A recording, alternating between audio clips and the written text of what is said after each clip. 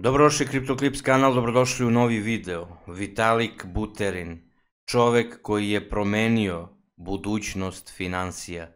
Ostanite do kraja da čujete nešto vezano za Vitalikov život i za uopšteno Vitalikove početke vezano za kripto. Ako vam se svidi video, ostavite like, pretplatite se na kanal, besplatno je i uživajte u videu. Vitalij Dmitrović Buterin, poznati kao Vitalik Buterin, rođen je 31. januara 1994. godine. On je rusko-kanadski kompjuterski programer i osnivač Ethereuma. Buterin se uključio u kriptovalute na početku njihovog nastanka, suosnivajući Bitcoin magazin 2011. godine. Godine 2014. Buterin je postavio Ethereum blockchain sa Dmitrijem Buterinom, ocem, kao i Gavinom Woodom, Charlesom Hoskinsonom, Anthony DiGiorgio i Joseph Lubin. Njegov neki rani život i obrazovanje. Vitalik je rođen u Kolomni, Rusiji, 1994. godine. Njegov otac je Dmitrij i bio je informatičar.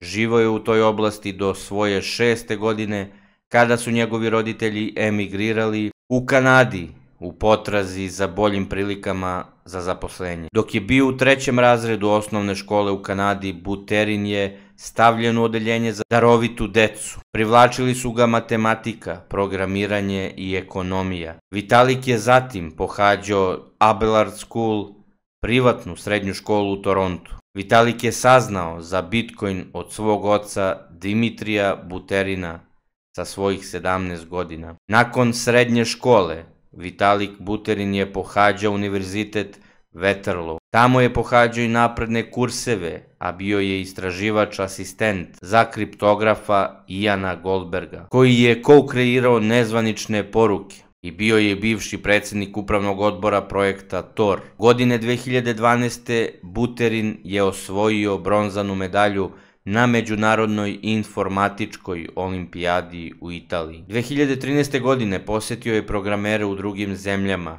koji su delili njegov entuzijazam za kod. Kasnije te iste godine vratio se u Toronto i objavio white paper, takozvanu belu knjigu, u kojoj je predložio Ethereum. On je odustao od univerziteta 2014. godine, kada je dobio stipendiju od $100.000. Stipendiju koju je kreirao rizični kapitalista Peter Thiel. I Vitalik je otišao da radi na Ethereumu sa punim radnim vremenom. Buterin je 30. novembra 2018. godine dobio počasni doktorat poslovno-ekonomskog fakulteta univerziteta u Bazelu povodom Deis Academics. Njegova karijera je zasnovana u Bitcoin magazinu.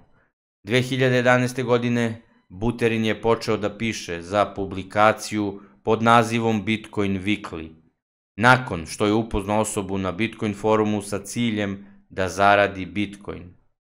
Vlasnik je tada ponudio 5 Bitcoina, oko $3,5 u to vreme, svakome ko bi napisao članak za njega. Vitalik je pisao za sajt sve dok se ubrzo nakon toga nije ugasio zbog nedovoljnog prihoda. U septembru 2011. Mihajla Lasi je kontaktirao Buterina o pokretanju nove štampane publikacije pod nazivom Bitcoin magazin. Vitalik je tada dobio poziciju suosnivača i doprineo kao vodeći pisac. Bitcoin magazin je 2012. godine počeo da objavljuje štampano izdanje i nazvan je kao prva ozbiljna publikacija posvećena kriptovalutama. Dok je radio za Bitcoin magazin, Buterin je došao do Jade McCaleba za posao u Rippleu, koji je prihvatio. Međutim, njihov predloženi posao se raspao nakon što Ripple nije mogao da podrži američku vizu za Buterina. Pored toga, 2016. godine bio je u uredničkom odboru Ledgera,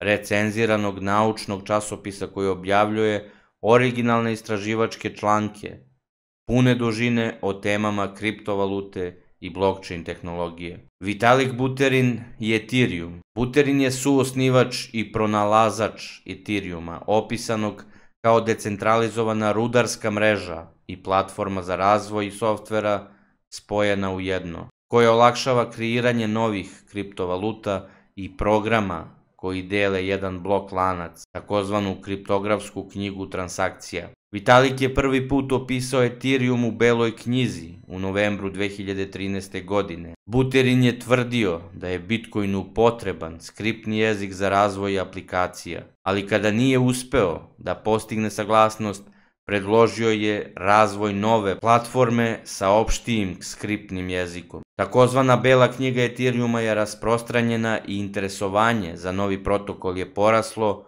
krajem 2013. i početkom 2014. godine. Buterin je više puta javno najavio Ethereum na severnoameričkoj konferenciji o bitcoinima u Majamiju 26. januara. Vitalik je održao 25-minutni govor opisujući globalni računar opšte namene koji radi na decentralizovanoj mreži. O projektu Ethereum Buterin je 2020. godine rekao: "Zaista sam zahvalan što imam priliku da radim u tako zanimljivoj i interdisciplinovanoj oblasti industrije, gdje imam priliku da komuniciram sa kriptografima, matematičarima i ekonomistima, istaknutim u svojim oblastima, da pomoću izgradnji softvera i alata koji već utiču na desetine hiljada ljudi širom sveta i da rade na naprednim problemima u računarskoj nauci, ekonomiji i filozofiji." Međutim, u članku New Yorkera iz 2018. godine